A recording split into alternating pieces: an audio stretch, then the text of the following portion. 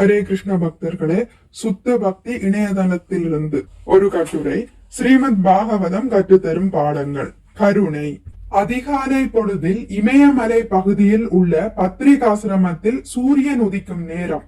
அவ்வேளையில் வியாச முனிவர் சரஸ்வதி நதியில் குளித்து தனது நித்யானுஷ்டானங்களை முறையாக செய்த பின்னர் தனியாக அமர்ந்து தியானம் செய்தார். முக்காலமும் அறிந்த மகாமுனியான அவர் ஞான திருஷ்டியில் கடந்த காலம் மற்றும் எதிர்காலத்தையும் அவரால் பார்க்க முடிந்தது. அப்போது துவாபர யுகத்தின் முடிவு காலம். வெகு விரைவில் கலியுகம் நெருங்கி கொண்டிருப்பதையும் கலியுகத்தில் பிறக்க போகும் மக்களிடம் பல்வேறு குறைகளை கண்டார். மாமுனிவர் வியாசர் பகவான் ஸ்ரீ கிருஷ்ணரின் சத்யாவேஷ அவதாரம். கலியுக மக்களுக்கு நன்மை செய்ய நினைத்த அவர் கலியுகத்தின் மக்கள் பெரும்பாலும் அற்ப ஆயுள் உள்ளவர்களாகவும் சண்டை பிரியர்களாகவும் மந்த புத்தி படைத்தவர்களாகவும் அதிர்ஷ்டமற்றவர்களாகவும் அனைத்திற்கும் மேலாக எப்பொழுதும் அமைதியற்றவர்களாகவும் உள்ளனர் என்பதை கண்ட அவர் மனித குலத்தின் அனைத்து பிரச்சனைகளுக்கும் சரியான தீர்வுகள் மற்றும் நல்வழிகள் வேதங்களில் மட்டுமே சிறப்பாக உள்ளது.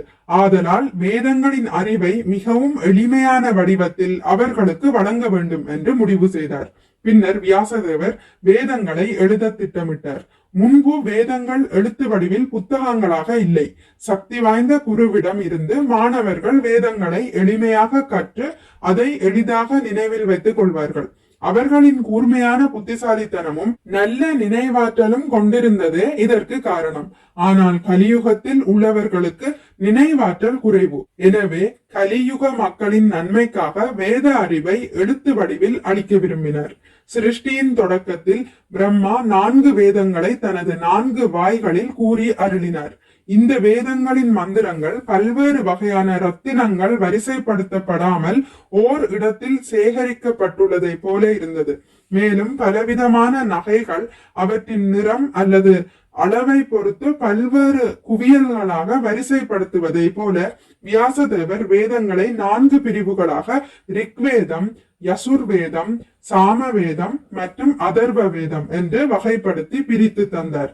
அதன் பிறகு வியாசர் புராணங்களையும் மகாபாரதத்தையும் கதைகள் மூலம் மனித குலத்திற்கு அறநெறிகளை போதிக்க எழுதினர். எனவே புராணங்களில் உள்ள வரலாறுகள் மற்றும் கதைகள் 5வது வேதம் என்று அழைக்கப்படுகின்றன.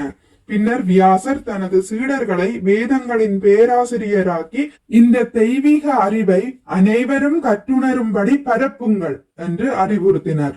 பைல முனிவர் ரிக்வேதத்திற்கும், ஜைமினி முனிவர் சாமவேதத்திற்கும், வைசம்பாயன முனிவர் யசுர்வேதத்திற்கும், சுமந்து முனிவர் அதர்வ வேதத்திற்கும், மேலும் ரோமஹர்ஷன முனிவர் புராணங்களின் பொறுப்பை ஏற்றுக்கொண்டார்.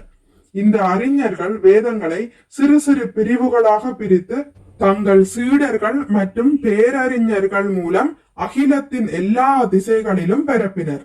இக்கதை மூலம் நாம் கற்றுக்கொள்ளும் பாடம் கருணை. ஒவ்வொருவரும் ஒருவரின் நலனுக்காக உழைக்கிறார்கள், ஆனால் இரக்கமுள்ளவர்கள் அனைவரின் நலனுக்காகவும் உழைக்கிறார்கள்.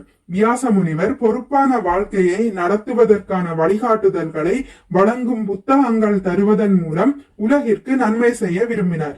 இப்படிப்பட்ட தன்னலமற்ற ஞானிகள் தான் மனித குலத்தின் உண்மையான நண்பர்கள். பொதுவாக மக்களுக்கு உதவுவதற்காக தனிப்பட்ட அசௌகரியங்களை கூட அனுபவிக்க தயாராக இருக்கிறார்கள். அத்தகைய ஞானிகளிடமிருந்து கருணை உணர்வை கற்றுக்கொண்டு மற்றவர்களுக்கு நம்மால் முடிந்தவரை உதவ முயற்சிக்க வேண்டும். தொடரும். ஹரே கிருஷ்ண கிருஷ்ண கிருஷ்ண ஹரே ஹரே, ஹரே ராம ராம ராம ஹரே ஹரே. மிக்க நன்றி. ஹரே கிருஷ்ணா. உங்களுக்கு இந்த வீடியோ பிடித்திருந்தால் லைக் பண்ணுங்கள், ஷேர் பண்ணுங்கள், சப்ஸ்கிரைப் பண்ணுங்கள். நோட்டிபிகேஷன் பெல்லை அழுத்துவதன் மூலம் அடுத்த பதிவுகள் உங்களை வந்தடையும். பகவான் ஸ்ரீ கிருஷ்ணரை பற்றி கேட்டு மகிழ்வோம். ஹரே கிருஷ்ணா.